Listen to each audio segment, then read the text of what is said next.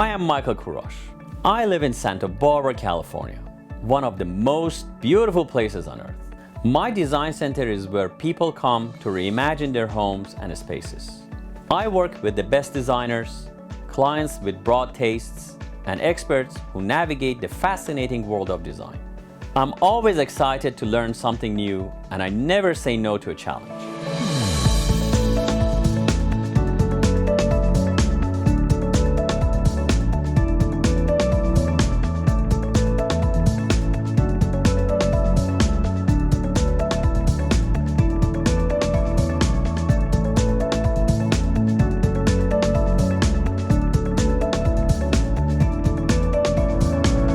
This is Design Santa Barbara.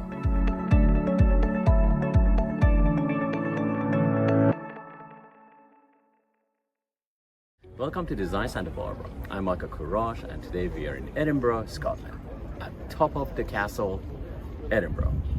Let's take a view of this beautiful UNESCO heritage site. Please join us. While the area around modern-day Edinburgh has been inhabited for thousands of years, the history of Edinburgh as a definite settlement can be traced to the early Middle Ages when a hill fort was established in the area, most likely on the Castle Rock. From the 7th to the 10th centuries, it was part of the Anglian Kingdom of Northumbria, becoming thereafter a royal residence of the Scottish kings. The town that developed next to this stronghold was established by the royal charter in the early 12th century, and by the middle of the 14th century was being described as the capital of Scotland. The area known as the New Town was added from the second half of the 18th century onwards. Edinburgh was Scotland's largest city until Glasgow outgrew it in the first 2 decades of the 19th century.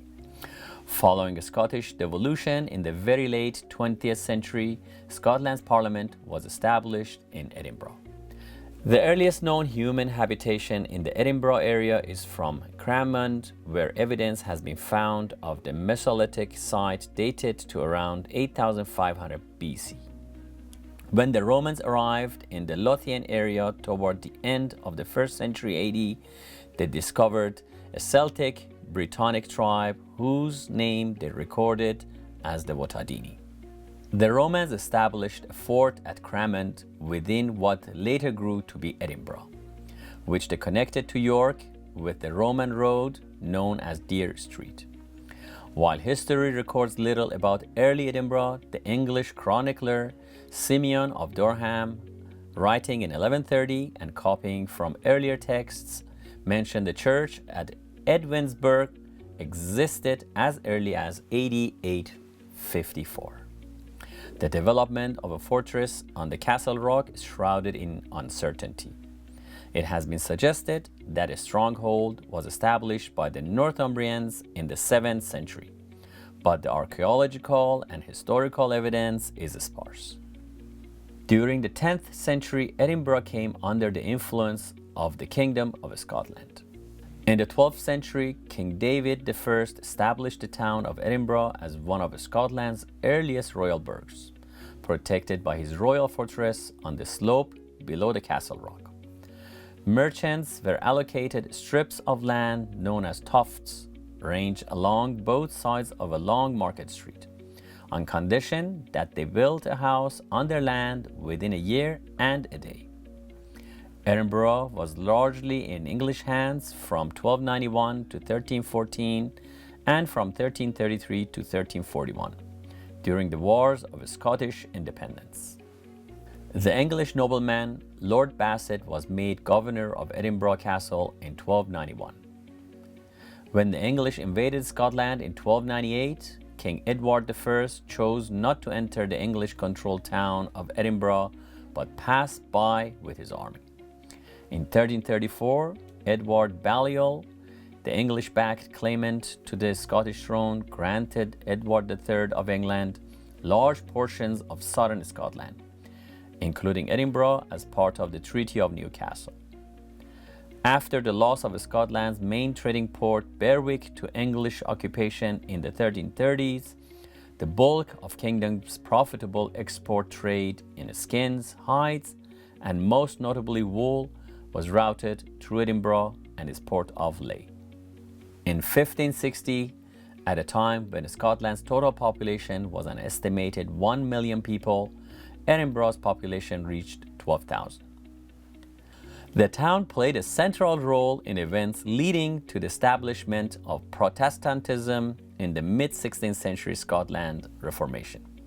During her brief reign, the Catholic Mary Queen of Scots, who returned to Scotland from France in 1561, suffered from the deep discord that had been sown prior to her arrival. Protestant nobles and churchmen, fearing that her personal fate and claim to the English throne, if successful, might lead eventually to a return to Catholicism, remained hostile to her rule. We will be back after a short break. Stay tuned.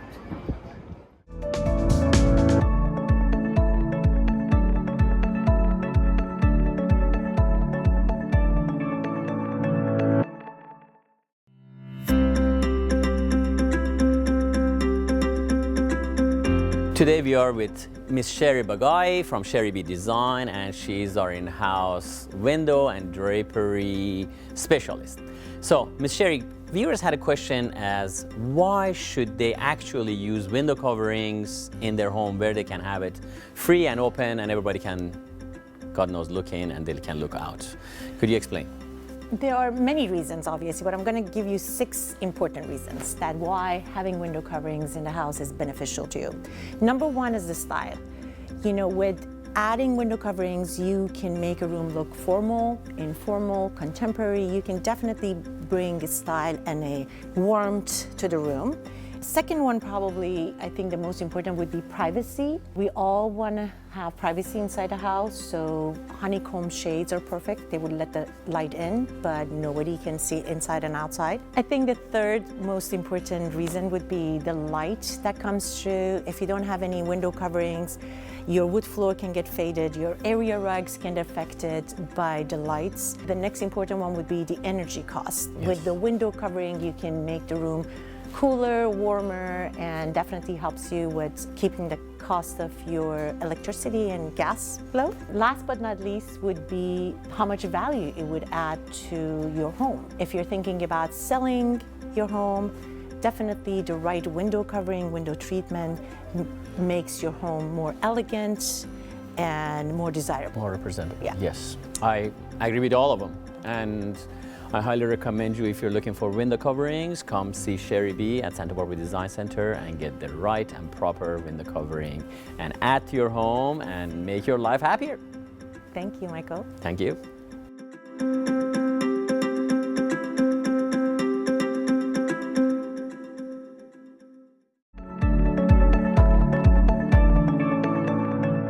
Welcome back to Design Santa Barbara. Today we are in Edinburgh, Scotland, actually on the Royal Mile. They say it rains all the time, but it's not raining today. Please join us.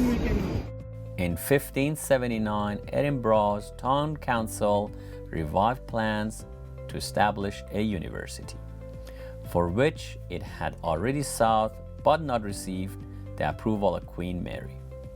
King James VI eventually agreed to found the college by royal charter, while earlier universities had been founded through papal bulls, further underlining Scotland's break with Catholicism. Philosophical and religious instructions at the institution, which would eventually become the University of Edinburgh, began in 1583. In the period 1550 to 1650, Edinburgh's town council was controlled by merchants despite efforts by the king's agents to manipulate it. The most important factors in obtaining the office were social status, followed by wealth. Stiff Presbyterian opposition to King Charles I's attempt to introduce Anglican reforms to worship and church governance in the Church of Scotland culminated in the Bishops' Wars of 1639 and 1640, the initial conflicts in the Civil War period. In 1650, following Scottish supports for the restoration of Charles Stuart to the throne of England, Edinburgh was occupied by the Commonwealth forces of Oliver Cromwell. In 1706 and 1707, the Acts of Union were passed by the Parliaments of England and Scotland, uniting the two kingdoms into the Kingdom of Great Britain. As consequence, the Parliament of Scotland merged with the Parliament of England to form the Parliament of Great Britain, which sat only in London. The union was opposed by many Scots at the time, resulting in riots within the city. By the first half of the 18th century, rising prosperity was evidenced by the growth of the Bank of Scotland. However, Edinburgh was one of the most densely populated, overcrowded, and unsanitary towns in the whole of Europe. During the Jacobite Rising of 1745, Edinburgh was briefly occupied by the Highland Army before its march into England. After its eventual defeat in Culloden, there followed a period of reprisals and pacification, largely directed at the rebellious clans. In Edinburgh, the town council, keen to emulate Georgian London, stimulated prosperity and reaffirmed its belief in the Union, initiated city improvements and expansion north and south of the castle. The proposals were improvement envisioned the building of a new exchange for merchants, now the city chambers, new law courts, and advocates' library, expansion north and southwards, and the draining of the Nordloch. As the new town to the north took shape, the town council expressed its loyalty to the Union and the Hanoverian monarch George III in its choice of street names, including George Street, Queen Street, and Prince Street. From the late 1740s onward, Edinburgh began to gain an international reputation as a center of ideas, especially in philosophy, history, science, economics, and medicine. With his writing of the seminal Inquiry on the Wealth of Nations, the Scotland economist Adam Smith is said to have invented modern-day capitalism in Edinburgh. Influential visitors to Edinburgh included Benjamin Franklin, who came in 1759 and 1771 to meet with leading scientists and thinkers.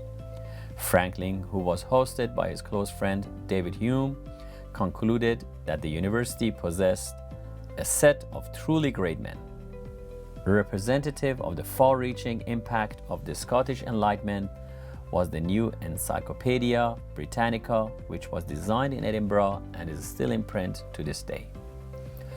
Although Edinburgh's traditional industries of printing, brewing, and distilling continued to grow in the 19th century and were joined by new firms in rubber, engineering, and pharmaceutical, there was little industrialization compared to the other cities in Britain.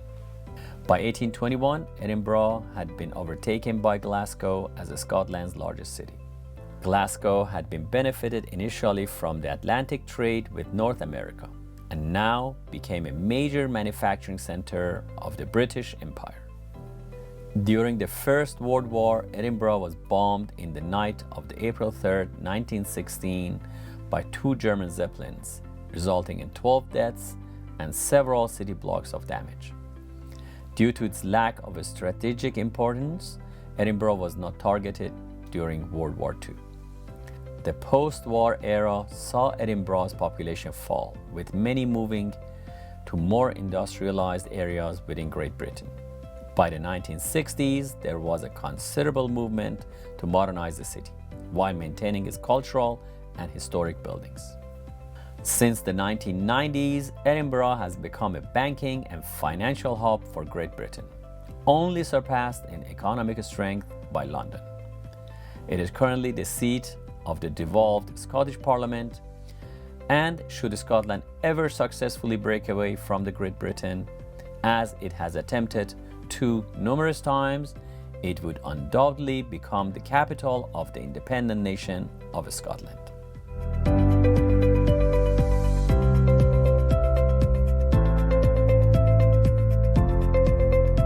I hope you enjoyed this video into Edinburgh, Scotland. It's a beautiful city and actually a one worth visiting. I encourage you to go see it and enjoy the culture and immerse yourself into the traditions. Until next week, Design Santa Barbara.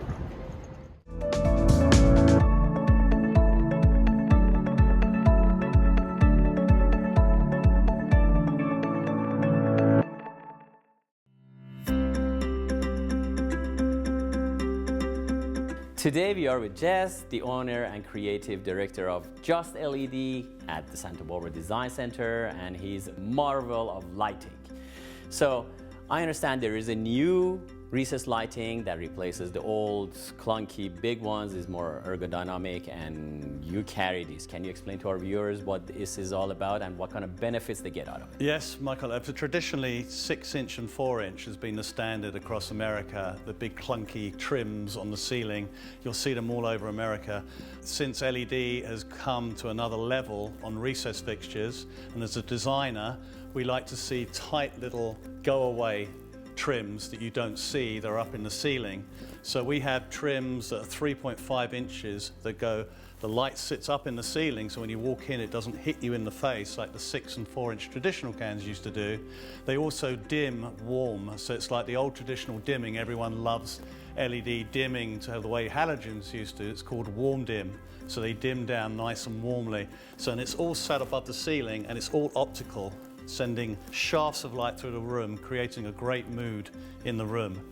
Well, that's very nice, and I have seen it actually in your showroom. Come down here and see what he has to offer and make your house beautiful and warm. Thank you very much. No problem.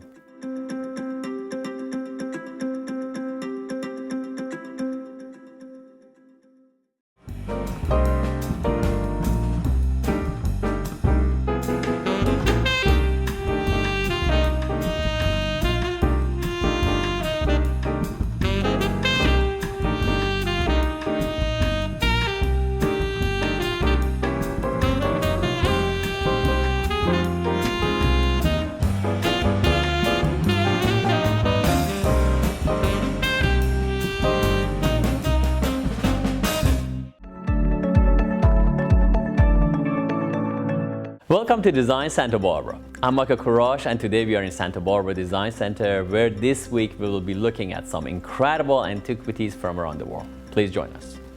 Our first two antiquities are these bronze statues from Africa. These two statues represent the last king and queen of the Benin Kingdom, known as Oba and Efe. For nearly 600 years, the Oba of Benin served as the ruler of the Edo people. The first Oba, Oranmiyan, came to power in 1280, establishing a dynasty that exists to this day, with descendants of his serving in public roles throughout Africa as recent as 2016. The title of Oba was formally disbanded after the 1897 British conquest of the Benin Kingdom, but descendants of the last Oba, Nogbaisi, have maintained the title in exile since. These statues represent Oba Nogbaisi and one of his two wives, most likely Efe Egbe. Nogbaisi, whose name roughly translates to the rising sun, saw the collapse of his empire and burning of his capital city in the hands of British imperial forces. The looting of his empire would be valued at roughly $500 billion in 2019. These statues represent an era long past, but allow us to never forget an age of great African rulers. And here we are with these two beautiful statues of Efe and Oba, and in today's fair market value, I would appraise the Efe's head for $4,000 and the Oba's statue, which is very detailed and nice, for $4,500. Next, we are going to examine treasures from the Mughal Empire. The tradition of miniature painting developed during the height of the Mughal Empire in the 16th and 17th century. Utilizing methods learned from China and Persia, Mughal miniatures were meticulously painted using opaque watercolors on a thin paper. The brush consisted of a single horsehair. Due to the time and expense required to create a single work of art, Mughal miniatures could only be afforded by the most wealthy individuals in the empire, often only the Mughal emperor. Miniatures such as these would be individual pages of a larger collection, known as muraqa. The illuminated miniature would often feature a poem on the rivers. Given the small size and protection that came from being kept in an album with other illustrations, Mughal miniatures have survived in far greater numbers than wall art from this era. The tradition of Mughal miniature painting is still practiced today, with workshops employing numerous individuals to create one work of art. Here we have these two beautiful examples of Mughal miniature painting, and as mentioned, they are painted with one single horsehair. And it must have taken one person, I would say almost a year, to do one double page, which this is. And this used to be part of a thicker book, and they have numbers. That is a page 6, and this is page 5, and this particular one says page 33 and 20. So there were other pages in between, and then they cut them and they connect them. As you can see, they are the same scene, and there is probably the king and his queen, and the detail that has gone into this is just amazing and striking, how beautiful and how vivid they still are with this age. There have been using semi-precious jewels and crushed them and they painted with, and actually there's a lot of gold that has been used in the leaves, as you can see, and the gold parts. And this particular one has, and both of them do actually, again, they are part of a book, and this is the back of it.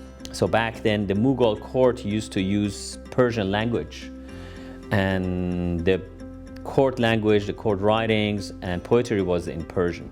And this is it. I have actually rarely see writings like that. They take the wordings and then they write off of the wordings a lot of poetry. In today's fair market value, I would appraise each one of these for $5,000. And again, they're double pages, as you can see, they're put together. And these are some of the most amazing works of art, and you think about it, each painting will take a year. That's quite detailed. We will be completing our antiquities journey this week by examining some absolutely stunning Shirvan rugs. Shirvan in present-day Azerbaijan is a city located near Kura River, just west of the Caspian Sea.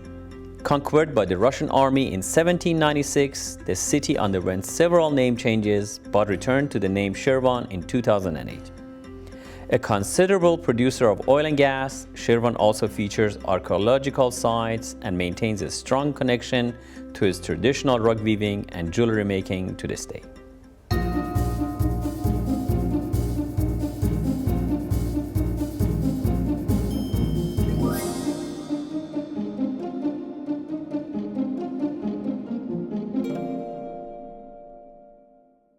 So Shirvan is a city, as we heard, in Azerbaijan, and is part of the Caucasus, and these are high mountainous regions with most beautiful wool a sheep can have. They have a lot of lanolin, and they're very fine fibers that makes the wool so desirable. They make rugs since 6,000–7,000 years in that region, and the results are stunning. Today I picked 3 beautiful Shirvans and would like to tell you about them. This particular first one is a little bit interesting. I tell all rugs carry a story. They have a story woven into them, and they have a reason why they came to be. Usually girls and young girls make rugs, and they put subliminal messages inside the rugs. If you look carefully, in the one you have is an old one. If it has a history to tell, you can't find it if you look hard into it. This particular one, a young girl, and I can tell you was an Armenian girl made it, and there's a lot of crosses in there, and has her initial, most likely Mary, because the common name. So this girl would like to get married, and how she puts it in there, she puts even the guy's face in there that has a mustache, and he's a number one. He's a number one choice perhaps. This is her. She's dancing, she's happy, she has a jug of wine next to her, comes up. She has the sign of purity and is a comb signs of purity. Keeps on going. They have little animals, little goats, sheep, part of the story. And then the gentleman is the key to her luck and happiness, and that's the key that's been unlocked. And the other side, the lock was still closed. So perhaps she got married, she found love with this guy, and she put her initials up there too. This beautiful piece. Sherwan has a long story. I would say it's probably 1870s, 1860s. This other one out here is one of the rugs I always wanted to have. It is a Sherwan, it's in a mint condition. If you think about it, you would not know this rug is 140, 150 years old. There was another piece very similar to this in a Markarian collection. Richard Markarian was one of my idols. He was a rug dealer and rug connoisseur, and he had one of these in his book. I found this and could not resist and bought it. It's beautiful, it's in perfect condition. You have the crabs, you have the little creatures, and you have the goddess of Anatolia giving birth to us. And then you have the little birds everywhere again. It's a beautiful example. Mint condition, has even original fringes on it. This last piece I brought today for you to look at is a kilim, Sherwan kilim. And this is an old piece, I would say 1850s, and has the most saturated colors. It's all natural dyes. The blue is indigo, the red is madder, the yellow is saffron, and the white is natural and the brown is natural as well. The green is the hardest color to make. The green is a combination of indigo, which is blue, and veld or saffron, which is yellow, to get green. Very hard color to get. It has beautiful crosses, has beautiful designs. This particular one is very unique in that sense that they have silk woven into it. And the silk is highly unusual for tribal societies because they have to move all the time. And silk is something that usually civilizations that they are stationary make. So this was an important piece as a gift, as a dowry. They have silk, they have camel hair, they have regular wool, and the foundation is actually sheep's hair. Beautiful pieces. I would appraise them in the fair market value, today's market, for $8,000. This particular one is very unique because of its condition, and since there's another one just identical to it in the Richard Markarian album, is fair market value $20,000. This kilim, again, to me priceless, but market value says like around 10. I hope you have enjoyed this look into several incredible antiquities from around the world. If you would like to see these artifacts and more, please come into Santa Barbara Design Center. I would be happy to share them with you.